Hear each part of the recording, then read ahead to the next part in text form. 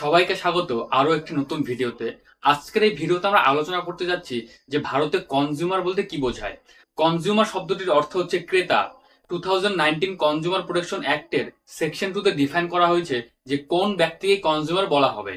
এই সেকশনে বলা রয়েছে, যদি কোনো একজন ব্যক্তি অন্য কোনো একজন ব্যক্তির থেকে কোনো একটা জিনিস কিনে এবং সেই জিনিসটার পরিবর্তে যদি টাকা দেয়, তাহলে সেই ব্যক্তিকে কনজিউমার বলা হবে। এবং এর সঙ্গে বলা রয়েছে, কোনো একজন ব্যক্তি অন্য কোনো একজন ব্যক্তির কাছ থেকে টাকার বিনিময়ে যদি কোনো সার্ভিস নেয়, তাহলে সেই ব্যক্তিকে কনজিউমার বলা হবে। কোনো একজন ব্যক্তি যদি অনলাইন এবং অফলাইন যে কোনো স্টোর বা সার্ভিস প্রোভাইডারের থেকে কোনো জিনিস বা কোনো সার্ভিস অ্যাভেল করে বা সার্ভিস কেনে, তাহলে সেই ব্যক্তিকে বলা হবে কনজিউমার। ফর এক্সাম্পল, আমরা যেমন এয়ারটেল, জিও প্রভৃতি সার্ভিস প্রোভাইডারের থেকে সার্ভিস নিচ্ছি, সেই জন্য আমরা কনজিউমার। এর পাশাপাশি আমরা যেমন ফ্লিপকার্ট এবং অ্যামাজন থেকে বিভিন্ন প্রোডাক্ট পারচেস করি, সেই জন্য আমরা কনজিউমার। এই সেকশনে দেওয়া কনজিউমারের ডেফিনেশনে কিছু ব্যক্তিকে এক্সক্লুড করা রয়েছে। ফর এক্সাম্পল, কোনো একজন ব্যক্তি যদি কোনো একটা জিনিস বা প্রোডাক্ট রিসেলের জন্য কেনে বা ম্যানুফ্যাকচারের জন্য কেনে, তাহলে কিন্তু সেই ব্যক্তিকে এই সেকশন 2 এর আন্ডারে কনজিউমার বলা হয়নি। কারণ এইখানে সেই ব্যক্তির সার্ভিস বা সেই জিনিসটি কিনছে, সেই জিনিসটাকে দিয়ে অন্য একটা জিনিস তৈরি করার জন্য।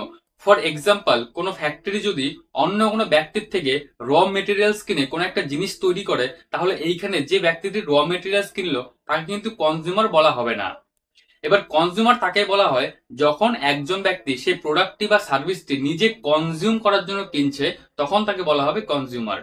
তাহলে এবার প্রশ্ন হচ্ছে, এই কনজিউমার প্রোটেকশন অ্যাক্ট 2019 এর কাজ কি?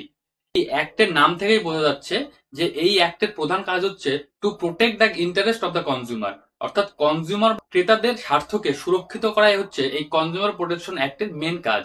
তাহলে কিভাবে এই অ্যাক্ট একজন কনজিউমারের স্বার্থকে রক্ষা করে? For example, if one person buys iPhone from a store, যদি কোনো একজন ব্যক্তি একটি দোকান থেকে আইফোন কেনে, তাহলে তার উদ্দেশ্য হচ্ছে সেই আইফোনটিকে সে ইউজ করবে এবং এই ক্ষেত্রে সেই ব্যক্তিটি কিন্তু সেই জিনিসটির ওনার, কারণ সেই ব্যক্তিটি টাকা দিল। এবার যেহেতু সেই ব্যক্তি টাকা দিয়ে একটা জিনিস কিনলো, তো সেই জিনিসটাকে ইউজ করার বা এনজয় করার রাইট কিন্তু তার তৈরি হয়ে যায়। এবং ল অফ টর্টসের একটা প্রিন্সিপাল বা ম্যাক্সিম হচ্ছে উবি জাস্ট ইবি রেমেডিয়াম। অর্থাৎ যেখানে একটা রাইট থাকবে, সেই রাইটের ভায়োলেশনে একটা রেমিডিও থাকবে। যেমন এখানে টাকা দিয়ে আইফোন কেনার পরে তার রাইট ক্রিয়েট হলো to enjoy the property or to use the property. এবারে ইউজ বা এনজয়মেন্টের ক্ষেত্রে যদি কোনো বাধা আসে বা কোনো যদি বিপদ আসে বা কোনো যদি সমস্যা আসে, তাহলে সেই ব্যক্তিটি সেই অসুবিধার জন্য রেমেডি ক্লেম করতে পারবে। এবার সাধারণত প্রশ্ন আসতে পারে, এবার কোনো ব্যক্তি যদি এই সমস্ত কোনো সমস্যায় পড়ে, তাহলে সে কোথায় যাবে? ভারতের প্রতিটি জেলাতেই কিন্তু কনজিউমার কোর্ট রয়েছে।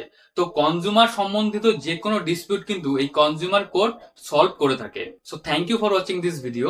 এর পরের ভিডিওগুলিতে আমরা কনজিউমারের প্রতিটি রাইট নিয়ে বিস্তারিত এবং বিশ্লেষণ করে আলোচনা করব। If you are new in this channel, then kindly subscribe my channel and share this video with your friends.